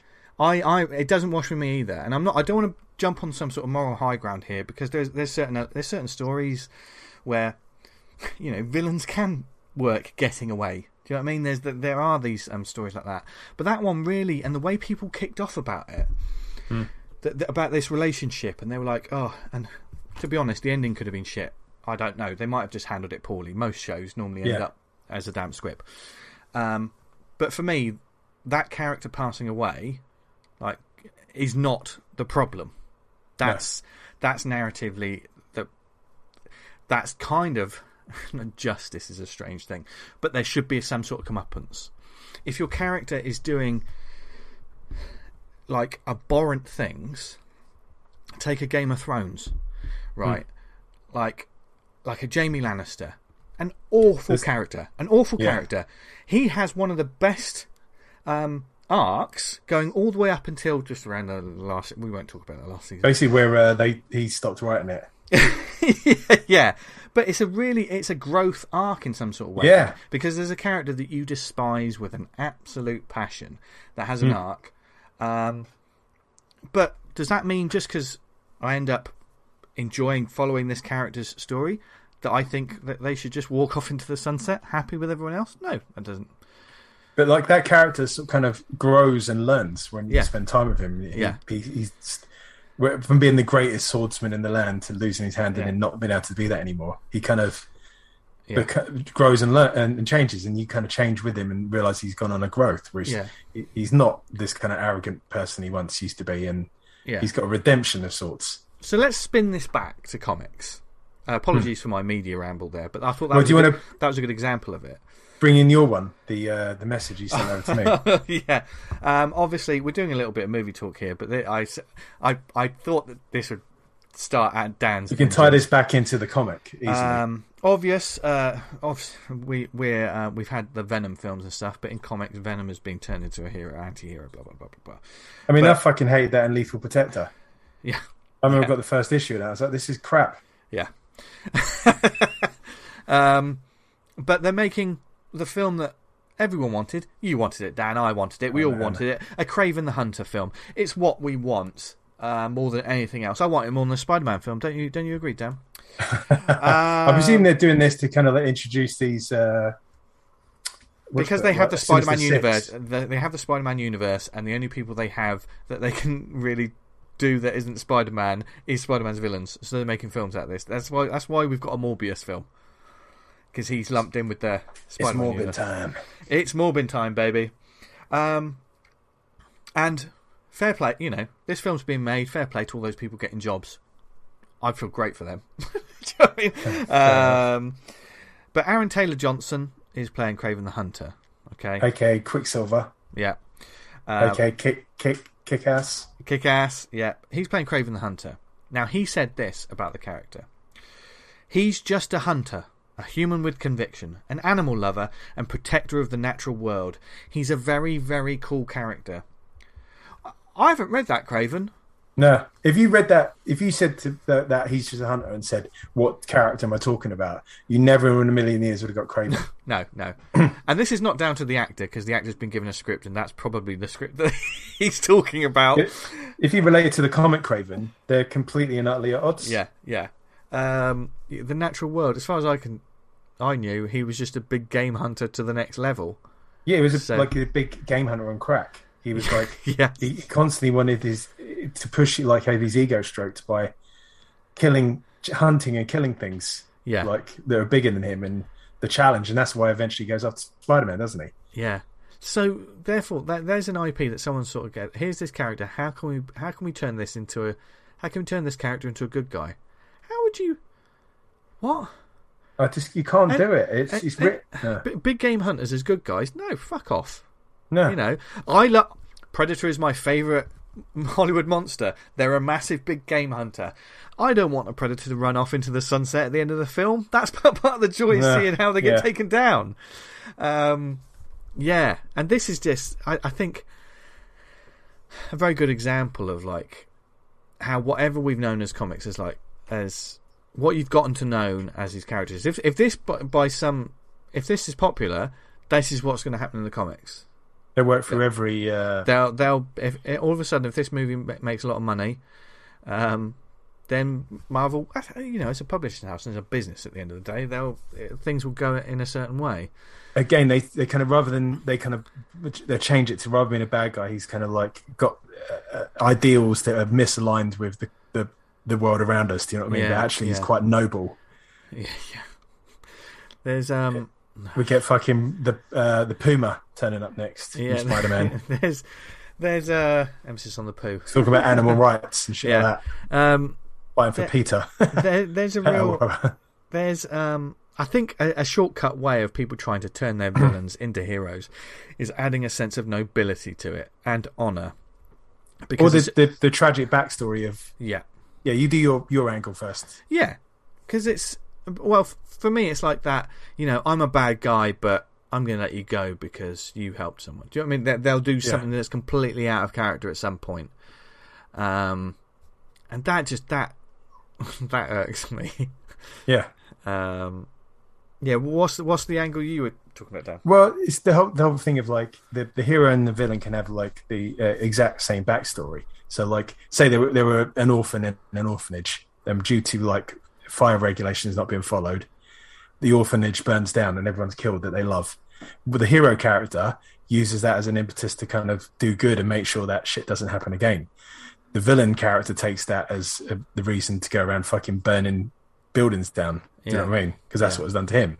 So it's kind of you can understand the backstory in either, but the good guy takes the good side of it and the bad guy takes the bad. But kind of the kind of they're doing this because they've got a relatable backstory. And it's it doesn't justify what they're fucking doing completely. It's good. It's good to have a layered and rounded villain. Like we always say, I mean, one of the greatest problems with villains is they're more likable than your heroes, which that's a topic. I said that's a problem. Yeah, and we'll get onto that in a second because that's the second part of this discussion. But you know, for instance, if you take a Green Goblin, you know, Norman Osborn, there's a lot there. There's a lot there to sort of mine, and there's a lot of layers. There's so much going on with a character like that. But that doesn't mean that they're going to market him on lunchboxes. Well, they probably have, actually. But, you know, I mean, they're not going to... Actually, hasn't he been in the Thunderbolts at some point? He has, yeah. I think he was leading them as the Iron Patriot. I tell you what, Thunderbolts is a problem now. Yeah. Thunderbolts, for me... when that started, that Kurt Busiek, I really liked that when it first started. Mark Bagley, bunch of heroes, and holy shit, what's the reveal? They're all villains. Yeah, they're trying to kind of get one over. Now they're just Marvel's Suicide Squad to just get some numbers, and it's not boring. I don't know, and it's just you get these Suicide Squad stories, these team ups, like, you know, just throw a bunch of villains together. It just doesn't work, especially as, you know, it's always like, oh, we've captured you, you're villains, but you're going to do something good because otherwise we'll do something bad to you. Yeah, I'm just getting tired of it, a lot of it. But like, take the what we talk about the villain that has that people don't want to have any consequences, because the thing about story is, it's choice and consequence, isn't it? It's actions and consequence. That's what happens in the narrative. The things that happen lead to the things that happen. Yeah, it depends what the story you're telling. If you're telling the story about a criminal that does things and gets away with it, but then if you're framing it as like they're doing all these bad things, they're really horrible, and they get away with it because readers like them, that's not right. Yeah, that's not the story you're telling. Yeah, there's there's a difference between like an Ocean's 11. Sort of like, oh, let's follow them rob from a bad casino, than like, oh, let's just follow a serial killer just absolutely murdering people. But like this stuff, like the whole heroic bloodshed stuff of like the heroes dying and the tragedy of it, and that appeals to me. And like if you take like, who's one of the things they're trying to sort of like market a lot of villains in this kind of way, aren't they, to make them sort of layered and stuff. We've got the heel turn with like Poison Ivy now being like, kind of, she's not really a bad guy anymore. She's popular. She's popular, so she's not a bad guy anymore. Yeah. But isn't the Red Hood like he kills people or something? To be fair, I've not read Batman comics in ages, so I'm talking out my arse here. But like, for me, like, I can't see Batman ever bringing someone onto the team with that kind of ethos. No, but he does, because I think Red Hood's part of the Batman family. I could be wrong. That's what I mean. I think that has happened. So it's kind of it flies in the face of what I thought Batman would be doing as a character. Yeah, it's like if you had your main character, and they've had their arch nemesis for the longest time, and the arch nemesis has murdered people in the main character's life. Think about it. Would your main character ever team up with them? Yeah, no. Or ever want to? Or, you know, like... He's got, what's the justification? It's got to be a real kind of... under normal circumstances, they wouldn't be like, oh, yeah, fine, okay. Yeah. Let's go for it. And certainly, there's a difference, like, you know, if these two characters had to join up to get out of a horrible situation, but once that horrible situation's done, the hero should be like... back on each other. Yeah, immediately. That's happened loads of times in comics. Yeah. They've had to team up. Like, was that when Doctor Strange and Doom go to hell? And they're like, well, we've got to fucking work here together, otherwise we're going to get... Yeah, fucked. Yeah. Makes me laugh looking back in the day, like, we used to get him... If you wanted, like, a villain of the week, that Marvel would stick in, like, some environmental villains, like eco-terrorists, who are kind of like, there's a land one, there's a fire one, an air one, and a water one. Yeah. But now, like, if you look there, they'll be the good guys. Yeah. So yeah, they're killing people, but like the fucking because the corporations, climate change, isn't it? Yeah. Another fucking thing that really fucking annoys me, and like I've seen it in comics loads. It was in the Trump in the Boys, and it's like when you get bad guys like talking like Trump, It's like, man, fucking move on. Yeah. That was really fucking stale when you first started doing it. So, oh, look, they're talking like Trump, ho ho. And like, we're fucking years down the line from that now. And it's just like, if you've got a real problem with the fucking guy, the way he used it, fine. But try not to let it infect the writing, because it just comes across so fucking old. There's a certain influences date your story, don't they? Really? Yeah. I think that's why. I'm more drawn to the stuff that's so completely out there and like not attached to, whether it be some epic sci-fi thing that has, you take a Dune or you take a Lord of the Rings, or you take all this sort of stuff, and none of them are going to be talking like Trump. No, that's kind of the. I think generally that kind of insertion of kind of I know people say, oh, there's political comics has always been politics. Yeah, but like it's kind of, you discuss the issues rather than kind of the people in it and the politics of it. I know comics have had Ronald Reagan in it and shit like that, but yeah, like I think in that Boys it was sort of like he was saying like Soup's Lives Matter or something. I was just like, man, that's a fucking reach. Yeah, why not? I was, I don't know, just a lot of that kind of stuff. Sometimes it's lazy writing if it's not handled. I think it's just completely lazy writing. It snaps me out of it. Yeah, like I'm invested in this fantasy world, and then suddenly someone flicks your ear. They're sort of saying, "Oh, look, this is clever." It's not though. Yeah, but with the talk of villains, where are the heroes, Dan? I know this is something, because people are more focused on their own version of Harley Quinn or a Joker or a Venom and all these other characters. Yeah, but where the kind of the villain's been like on the right or the good guys on the left, they've seen bring them closer into the middle, where they've each kind of like the good guys and the villains. Sometimes there's not a great deal offsetting the two. That stuff in Civil War when Punisher met Cap, and Cap knocks the Punisher out, and he's absolutely detests him, but the Punisher still looks up to Cap. You've got to have the good guy, the heroic character who kind of like the ideals that we kind of strive for and look up to. Do you know what I mean? It doesn't always have because to be... like a lot of especially with the superhero genre, you're talking about the idealization of a society. And values and what's right and good. And I mean, people talk about like, Superman is boring, he's this, that, or the other. He's created to be this, like Jesus-like figure. Do you know what I mean? He's like the perfected ideals. Like he's going to help people in need. But loads of talented writers have handled Superman and done absolutely fantastic stories. Yeah. And I feel like anyone who kind of like says, I think I would struggle honestly doing a Superman story myself as a writer. Yeah. But there's people talented enough to make good stories about him, and like that kind of the Boy Scout thing. I still think we need those kind of characters. I'm not saying don't have anti-heroes, but we need heroes. Yeah, heroes should represent the best of us, of what people can be. That's not to say your hero's boring. I mean, some of the finest heroes are the ones that have flaws because they're people. But I'd like to see a turnaround so that we look at the heroes more rather than thinking, God, the villains are so cool, aren't they? Yeah. Because it's like, no, it's cool to watch them have these stories of peril, but I also watch it to watch the heroes overcome.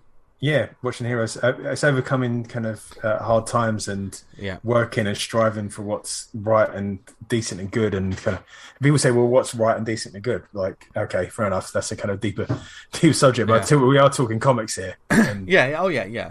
And there's totally, that doesn't necessarily mean that the heroes have to go around killing the villains, because some people go, why didn't, if Batman had just killed Joker from day one, that's not the point.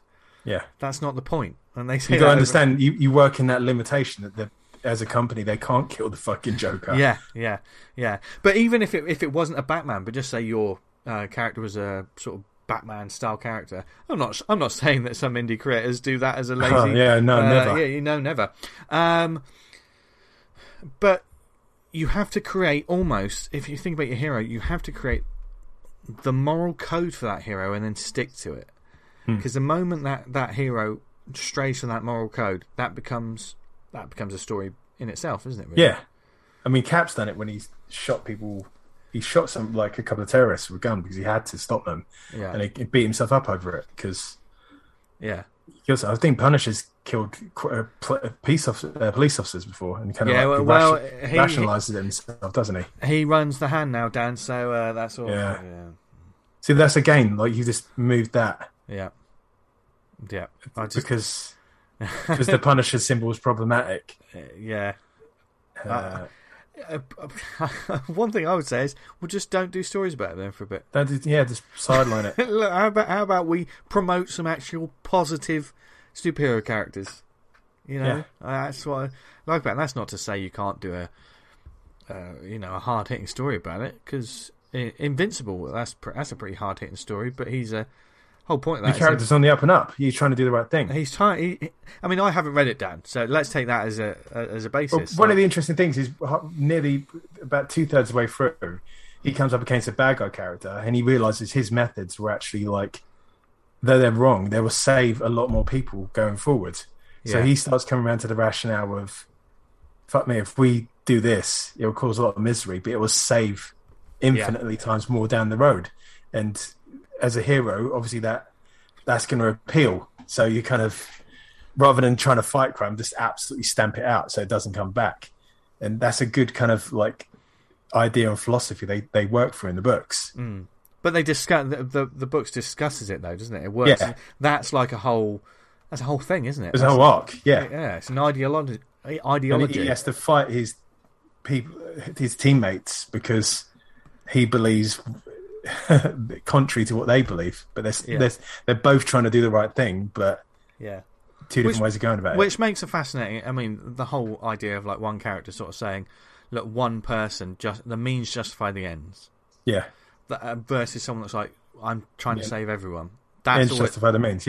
That's always been a fascinating sort of moral. It's because it's the take on the classic psychological test, isn't it? You're on a tram, and it's heading towards. You can pull a lever. There's two. What is it? There's a group of people. There's a group of people on one side, and there's like an old person and a baby or something on the other. Yeah. You have to decide which lever to hit. It's like 5 and 1, and it's like you're gonna kill someone. So that's what the alarm was with the AI with the cars. And a lot of people are concerned about it because say you're in a car being self-driven, say Tesla, whatever. Yeah. You come around the corner, there's 25 cyclists coming at you. The car either plows through the 25 cyclists, or it takes you off the edge of the cliff. And the computer would rationalize that your one death in the car's destruction is a lesser loss than plowing into the cyclists. And then people are like, I'm not getting a self-driving car, man. Yeah, I'm not. No. Hold on, this is my car, my product. It shouldn't be killing me. Yeah. Why is it even programmed for that? I mean, we will also say this: we're not saying we're pro driving into 25 cyclists. No, not at all. But kind of, as a kind of a question about morality and ethics. Yeah. That's a hell of a sort of program you got to put in that machine to kind of come up with that. Yeah, I mean, we're not living in a black and white world. There's layers to everything, and I mean that's what makes it good. And when people are portrayed as completely black and white, it's kind of like, well, there we go. We're kind of we're fucking flipping now because we're saying not all the bad guys are bad and the good guys are good.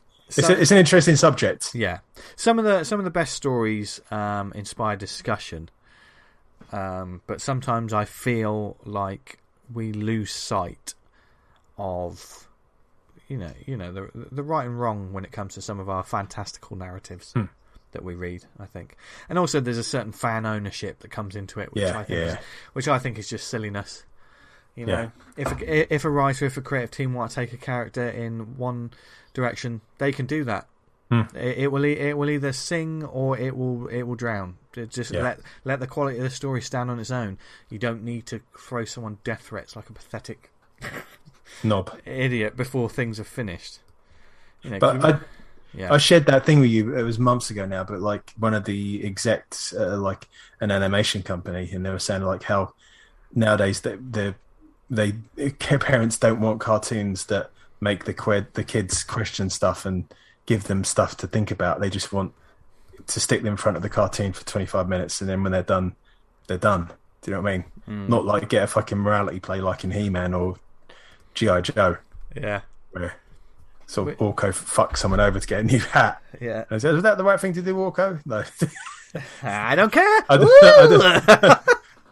know if that happened, but do you know what I mean? Like, you get a morality play, like kind of play out, and you'd kind of think, oh, actually, that was a bit dickish. I won't knit little Sally's pencil case tomorrow at school. I tell you what, my YouTube occasionally recommends me that 24/7 G.I. Joe. Oh, for gold. Streaming.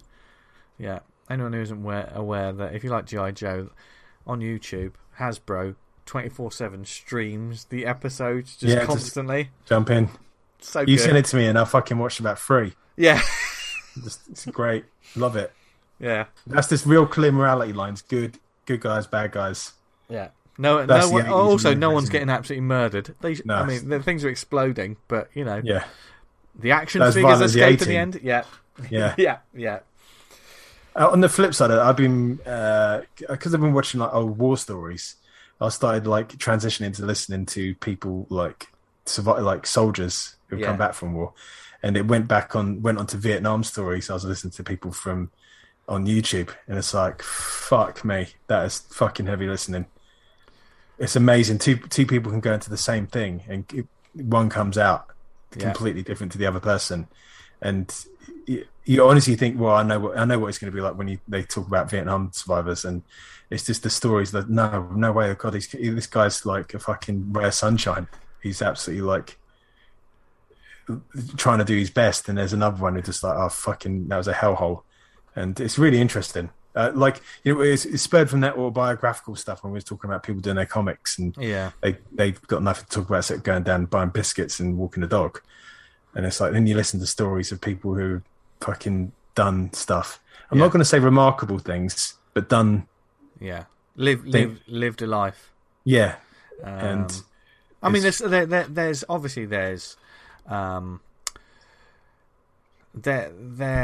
mean, everyone can do an autobiographical book, but because everyone has their own experiences, everyone has their own lives and stuff, and everyone has their own struggles and things. And if you can put that on the page that also is both readable and will inform people, it doesn't matter, what your age or what you've been through and stuff. Yeah. There's some fantastic works I've read from younger people that's opened my eyes to. God, yeah.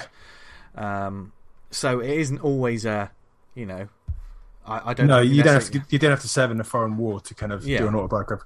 There was one comic I posted up in the Slack, and it was like this cartoonist had done these simple cartoons, like 2-panel. And it was like as a kid, and it was like a little boy sitting next to a little girl, and they were drawing a picture all fun. Yeah. And then adult, and it was the same guy and girl, and like they're reading the newspaper, looking at their phones, completely dejected and not interacting with one another. And it was like a series of things in childhood where you go out and do stuff, and then when you become an adult, you're kind of locked away alone. And oh god, it's very sad, but kind of like I can understand. That would make me cry. I have to find it for you now, Vince. Yeah, send it. Some of the best auto-bio stuff I read is usually like those little funny strip ones of like people's just day to day. Oh, here's stuff that makes me laugh. Yeah, that's a fun, because with those moments, it's like, oh yeah, I've had that. Yeah, or, that's a good experience. You're like, I do that. Yeah. So basically, everyone's a villain. And we go from topic to topic in the blink of an eye, don't we? Right, I'm going to send you this now, Vince, so you can... Oh, what, you want me to cry on air? No, it's not that bad. Drink it in. Yeah, one of the first ones, he's like a little boy in his cardboard box, peering over the edge of his cardboard box, and then it cuts to like being in a cubicle, of like row of cubicles, and he's looking over the top. And it's like... That's poor sod. It's so well done. I see it's from Brad T. Jonas. Yes. What a beautiful bit of artwork as well. Yeah, it's really nice. It just says everything. Best stories sometimes have no words. And there you go. Like the G.I. Joe silent issue. Back to G.I. Joe. Everything comes back to G.I. Joe. G.I. Joe. G.I. Joe. International heroes. Seriously, get on it, folks.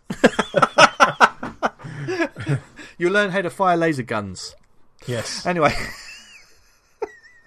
Serpentor was such a great villain, like as an idea for a villain. Yeah, he was. Man, just like you go and get the DNA of all the fucking world's worst people, and then you combine it together to make like the super bad guy. I was watching episodes of that on that G.I. Joe YouTube, right? And it was leading up to the movie. I didn't realise they did that. I because there was certain bits like when the Dreadnoks come in and stuff, and like. You see the very beginnings of Dr. Mindbender, like, beginning the work to start creating Serpentor. I was like... I didn't know that. I didn't know that. So I was more the comics as opposed to... I saw the animated series on and off, but... Yeah. Oh, yeah, where I got most of my reading was, like, you know, the reprints in the back of other comics and stuff. Action Force, whatever it is. Yeah, so good. So good. We'll do a G.I. Joe episode. Yeah. Faux show. Anyway... Do we have any shout-outs, Dan? We do, yes. I've got two. One of my favourites from over the years, Morgan's Organs. Hey. Issue 4, back.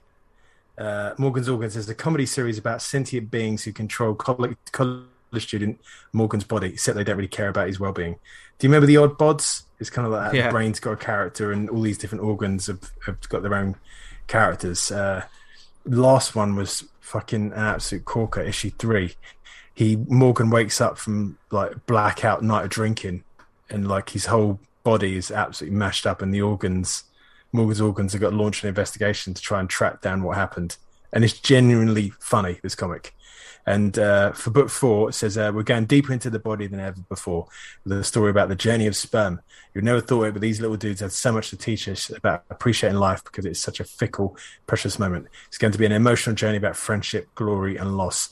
And within the Kickstarter, they do the first 5 pages of the comic, and it's fucking glorious. It looks really good. So that's a back for me, definitely. My second one is one you've probably heard about already if you've listened to the ACP.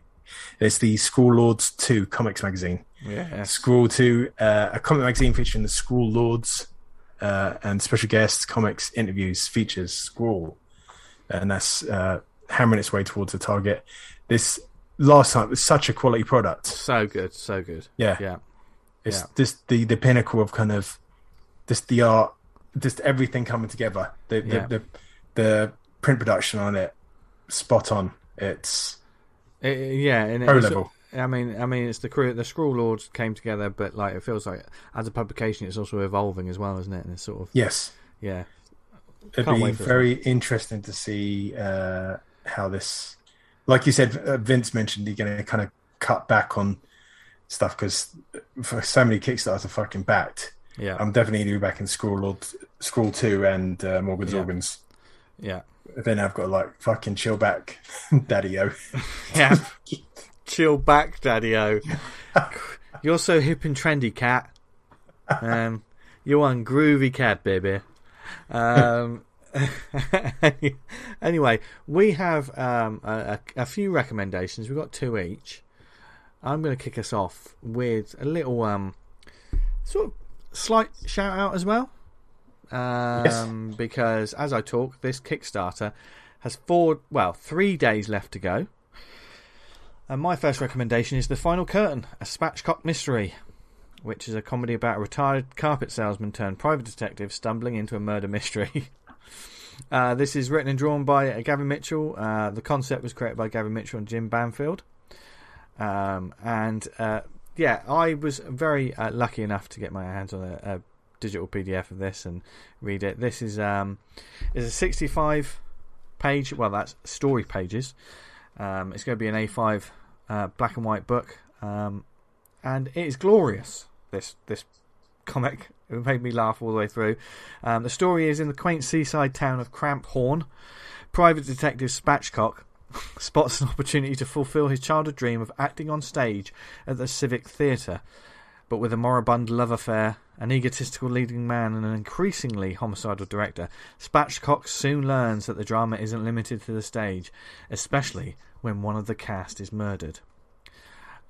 This is basically, if you liked things like Murder, She Wrote, Diagnosis Murder, those daytime sort of crime sort of whodunits sort of thing, which I'm a big fan of anyway, because Murder, She Wrote is absolutely gangster.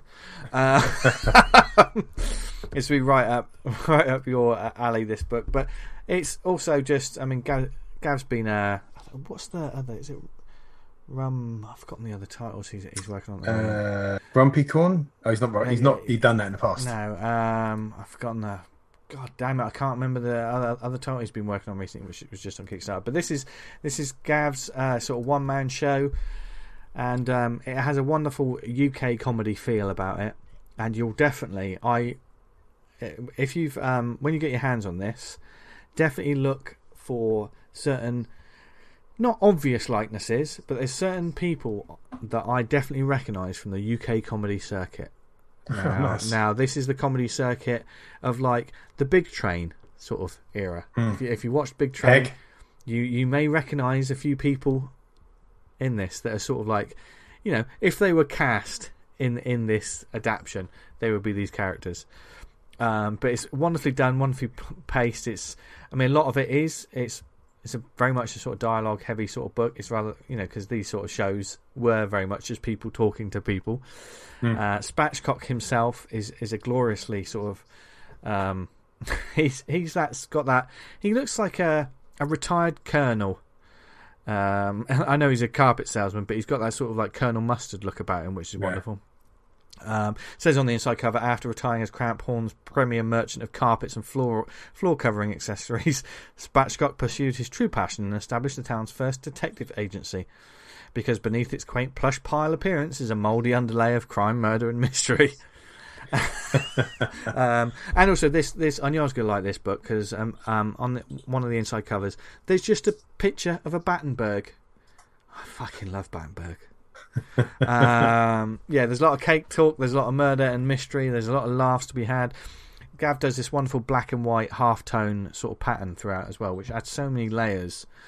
He's got such a sort of deft use of colour and shadow, and it's just amazing stuff. So if you haven't backed this yet, I know a lot of people have, it's funded its goal, but you've got a couple more days to get on Kickstarter and look for The Final Curtain, a Spatchcock mystery by Gavin Mitchell. Certainly, if you know, get your hands on the digital, if nothing else, because it's going to be well worth it. And like Dan said about the Skrawl Lords, it was one as soon as I saw, I immediately was going to back it anyway, because getting on this shit. It's also there's wonderful bits in the back, sort of back matter, sort of like adverts and like newspaper clipping. You know, there's little extra layers to the story, which adds a little bit more. And it says at the end, he will return in They Came to Cramphorn. Which and on the back it follows a sort of pulp novel kind of look as well. You know, even down to the way looks like it's got a fake sticker with the price written on it, like a price tag. And one of the quotes on the back is that a pistol? I asked. Bang! It replied. Which made me laugh a lot. Yeah, so Spatchcock, I've been wanting to talk about this one for a little bit. I gave it a reread and thoroughly recommended. That's my one. What's your one? First one is Voodoo Cowboy by Matt Garvey. Love that title. I love that title. Yeah, it's very evocative. Set against the backdrop of the Old West after the Civil War, Voodoo Cowboy tells the story of Grady Young, a Bokor, which is a voodoo witch doctor, who was called upon by an old army buddy to investigate the strange goings-on in the small town of Sweetroot. What Grady discovers is an evil force has gripped the town firmly by the gullet and will not let go without a fight. I can't really go too much more into it without kind of spoiling the story on that one, but it's great because it starts off like a classic Sergio Leone with the stranger kind of coming into the town on the horse and rocking up in the bar, and then the story kind of spins off from there. The art is by a person called Aruja Sushini, written by Matt Garvey, colours by D. Cunniff. The cover one I've got is by Mark Texera. Texera, is that the name? Yeah, Texera, yeah. Absolutely fucking great. Love that dude. And kind of, although not quite on it, the interiors follow a very similar style. I really enjoyed it. If you kind of like westerns with kind of a supernatural twist. It's a good setup, like Matt Garvey does with all of his stuff. It's a good setup for the issue one, for the rest of it to kind of spin off from. So yeah, great, good stuff. There you go. You got a second one? I do have a second one. It ties into a happy birthday to you message that we wanted to do, because my second one is by our good pal Cliff Cumber at CG Cumber, the leader on Twitter, the leader. Go follow him. And I know an awful lot of people will be, as we're saying this anyway, because he made a lot of new friends at Heroes, I think.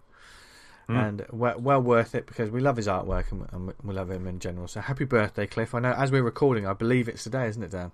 I believe so, yes. The 26th of the 6th. Yeah. So, yes, he's a June baby, and they're always the best babies. But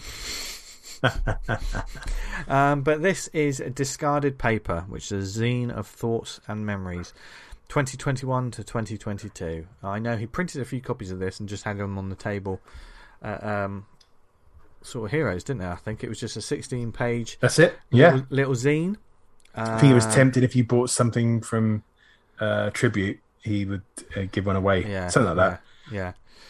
What lucky people. Yeah, and he also did, I think, 50 Things he also had as well, which is a handy guide to the parameters of living, drawn from 5 decades of doing just that. So he's telling us, of course, he did that with his little things, didn't he? Yeah. Nice. But Discarded Paper is certainly exactly what it says on the tin, a zine of thoughts and memories, and it is something very, very special that I think more people need to read. And you can read now. If you go to his pinned tweet on his Twitter, there's a Google Drive link, and you can download this, which immediately is what I did as soon as I saw this, if you couldn't get a printed copy. And certainly within the inside cover, I knew I was in for something a bit different. Because obviously we joke about, we joke with and about Cliff and his sense of humour, and certainly there's humour sort of going through this. There's some stuff moments where I stopped and chuckled to myself, especially when he talks about Paddington's pigeons. There's an interesting story he tells about with 2 ladies. Yeah, might hear more about that. Yes. Maybe I'll bend his ear when he comes over in July. There's one line in this book that I would just be great on a t-shirt, which just says, "The seagulls declined to give counsel." But the first thing that struck me about this was within the inside cover, where he talks about a moment on June the 20th. This is only a few days before he headed to Heroes Con, and 6 days before his 52nd birthday, he says, and a Skype call from his 86-year-old father. And there's some, I'm not going to say anything about it, but there is an honesty and a real. I just it was hard to describe when I read it, because I know exactly what you mean. Because knowing Cliff as we do, and he's always the life and soul of the party, but we always knew there was more going on. And he's probably listening at the moment thinking, no, there's not. There's absolutely nothing going on. But that willingness to be so honest about something that is very personal speaks volumes. And it immediately not only sets you up for the next 15 odd pages, it's both touching, it's both thought-provoking, and I think it was an interesting page to put on the inside cover as well. As he says on the inside cover, he said, "Discarded Paper is somewhat random, slightly eclectic gathering of thoughts, memories, and ephemera, which I couldn't say first time, even though in my head it was right. Written and drawn throughout 2020 and 2022. I don't know, I just needed to put it down on paper." There are some people that put stuff down on paper, and it's absolute wafflings. There's a lot going on here, from like poetry to just thoughts to some jokes tucked in there. There's some sequential stuff. It's wonderful illustration. It's an insight into someone's thought process, from the very simple to somewhat abstract, the poetic, amusing, and it's a real it's a treasure, I think. I know this is literally just thoughts put down on paper, but it's thoughts from a person that is just a fascinating and wonderful human being. So I can't recommend this enough. And and when someone puts out a work like this, I think the best thing to say is like, thank you, Cliff. Cheers, man. I truly, for free as well. You can download it for free. Yeah. But I truly appreciate when people choose to be this honest, because there's one thing to put ideas down on paper. Sometimes it's a good exercise to do just to get your head out of the space that you're in. It's another thing to share it with the world. But not only that, makes people think, which we need more in the world. So, Discarded Paper from Cliff Cumber, the highest recommendation from me. So follow him on Twitter. Agreed, of course, next week we'll be back to like just call him a bumface or something like that. But until then, this is wonderful stuff. And I'd like to see more of it. I'm not saying you have to rip your heart out and give it to us, Cliff. But just more Cliff Cumber work is just always good. Always good. So there you go. That's my one. Nice one. Take us home. My second one is the Daughters of Albion, issue 1, a supernatural urban fantasy comic. A double murder on the banks of the Thames draws a young woman into a millennia-old conspiracy that threatens to destroy us all. You know how like comics set in a dystopian UK. So the story is London is divided. People in power are puppeted by secret organisations, while Central London police scare the streets into submission with their brutal technology. Amidst this unrest lives Hashini Pereira, a tinkerer and tech head plagued by strange dreams that have her dragging beneath the surface of the Thames each night since she was a little girl. When an ancient artifact, a series of chance encounters, and a ritualistic murder push her into the path of London's most dangerous secrets, Hashani starts to realise that uncover the truth about her city, she has to discover the truth about herself. Old myths collide and secrets tick steadily towards chaos as Hashani plummets further into a London where nothing is as it seems. Daughters of Albion, dystopian sci-fi story set in a futuristic version of London. Artwork on this, first off, gorgeous, absolutely lovely stuff. Yeah. The artist is by a chap called Matt Timson, which I think some listeners might know. It's written by Dennis Fan with additional writing by Beanie White. Additional colours by Marco Lesko and letterer Jim Campbell, which many people will know. I've never heard of Wild River comics before, but they seem to be quite the big deal because looking through them, like all the creators on this have got form of like being at other publishers, Dark Horse, various places. So it's kind of I say various places and I don't fucking mention them. Dark Horse, Image, Top Cow, Self-Made Hero, amongst others. So they kind of know what they're doing, and the package they put together for this comic is absolutely lovely. I think in the Kickstarter they did a number of different covers available from different artists, and they're great. The artwork is kind of photographic, but there's like the use of, I think, 3D models, drawing in there. It's seamless. The writing, I had to read it twice because I kind of got lost, and I'm not sure if that's the whole me. When I read digital stuff, sometimes it just doesn't click with me quite as well. But like the dream sequences are like painted like, and then when you go into the comic, it's more of a straighter style. But it's nice to get that kind of like transition between the two. I really enjoyed it. I'd like to see where the series goes. So, very interesting. So where did you get yours from again? Mine was from the Kickstarter. I backed it directly. I often just get the digital stuff, and then if I like it, I keep an eye on it, and then hopefully get a print version down the line at some point. But I think, let me just have a quick look and see if they've got the next one on the go, because this last updated June 8th. So yeah, I don't think they'll have anything coming out yet from them. Yeah, it's all posted off. So I don't know what they got. If they got anything planned coming up, but we'll have to see. So keep an eye on Wild River Comics. There you go. Yeah, put that in your recommendations. There you go. What a lovely bunch of recommendations for you lovely people to go forth and search out. And once again, thank you to Steven Appleby for talking to Tony. We know you lovely people out there follow his work, and a big fan of it. So go forth and read loads of stuff that we talked about this week. It's been a fun if you got anything to say about heroes and villains, love to. Yeah. If you thought we were just talking absolute nonsense, you're right. Again, yeah. But you can also email us to tell us that we talk nonsense at awesomecomicspod@gmail.com. Follow us on Twitter at @theawesomepod, where we'll be posting up, retweeting, getting the words out about future endeavours, etc.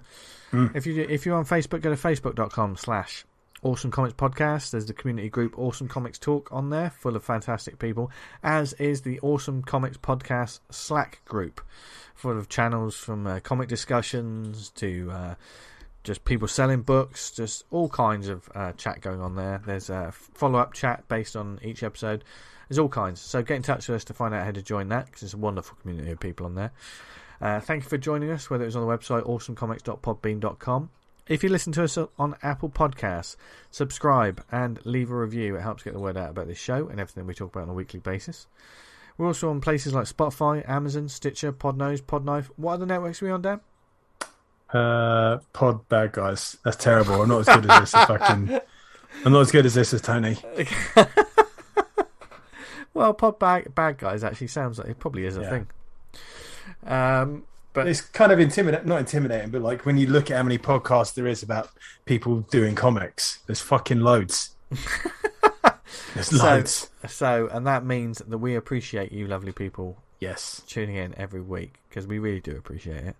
Taking your time out to listen to 2 hours of comic talk and usually inane opinions and stuff. But hopefully we start your week off or keep your week going in a positive manner. And yes, thank you very much for listening wherever you were in the world. Where can people find us online, etc.?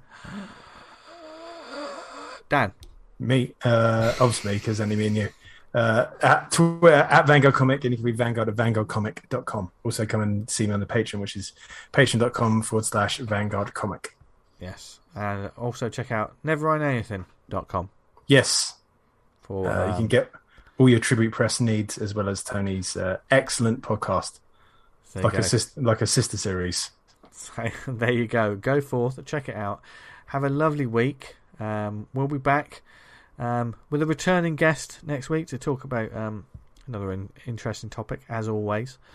But until then, I mean, we'll see you next week. But until then, thank you very much for listening. Me and Dan love you very much, don't we, Dan? Hell yeah. There's so much love in this room right now. Miss Tony. Yeah. So that's why there's so much love in the room, because it's sort of, normally there's a counterpoint with hate.